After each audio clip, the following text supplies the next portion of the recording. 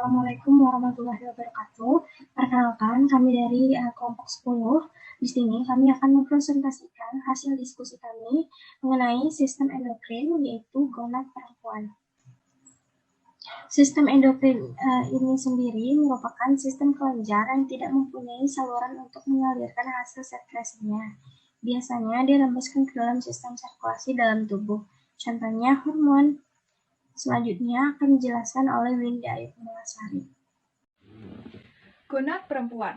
Fungsi gonad atau kelenjar kelamin yaitu memproduksi sel-sel kelamin dan juga hormon. Kelenjar kelamin perempuan berada pada ovarium yang menghasilkan sel telur atau ovum. Ovarium ini yang disebut gonad pada perempuan. Lokasi ovarium. Ovarium yaitu sepasang kelenjar yang berbentuk oval terletak di sebelah atas rongga pelvis, masing-masing satu buah di sisi uterus. Ovarium atau induk telur berada di sisi kanan dan kiri rongga panggul yang bersebelahan dengan bagian rahim atas. Materi selanjutnya akan disampaikan oleh Wahyu Pratiwi. Bagian ovarium. Berikut merupakan gambar pada bagian ovarium. Yang pertama, ovarium itu sendiri merupakan kelenjar yang berfungsi sebagai tempat pembentukan ovum dan hormon. Hormon tersebut meliputi estrogen yang berfungsi untuk mematangkan sel telur. Progesteron berfungsi mempertebal endometrium untuk persiapan penempelan zigot. Yang kedua, infundibulum.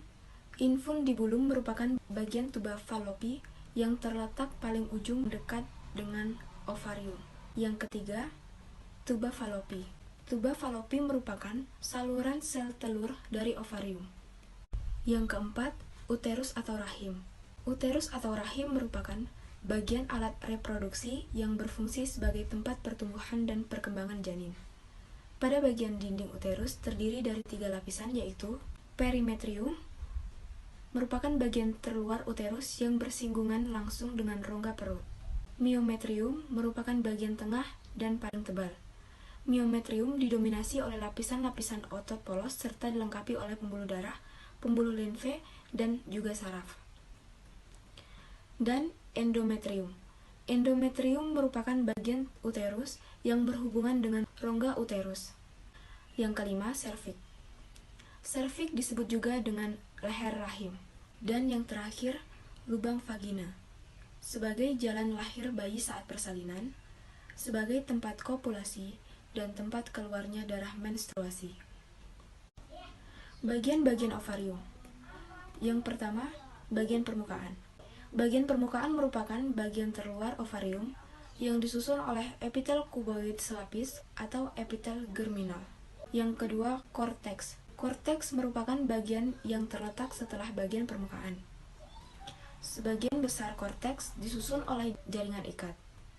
Korteks ini merupakan suatu tempat ditemukan sel folikel serta oosit. Dan yang terakhir, medula.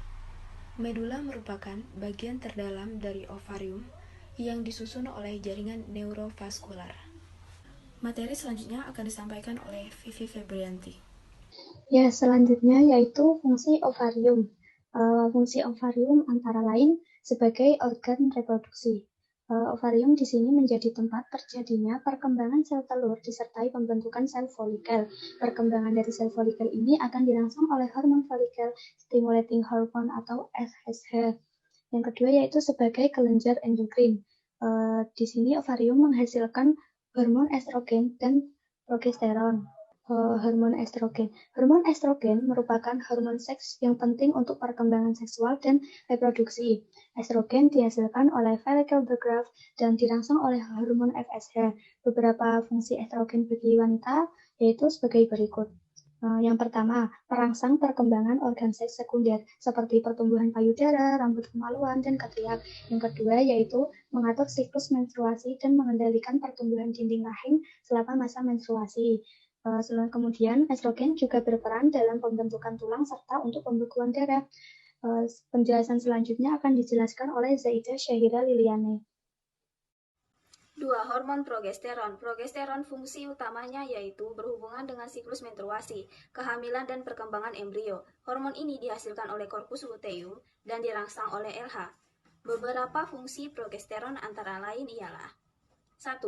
Mengubah dinding endometrium rahim untuk mempersiapkan tempat yang nyaman untuk pertumbuhan janin. 2.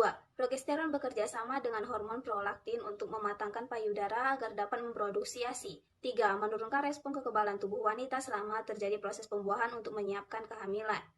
Referensi yang kami gunakan sebagai berikut. Sekian presentasi dari kelompok kami, lebih dan kurangnya kami mohon maaf. Wassalamualaikum warahmatullahi wabarakatuh. Thank you semuanya.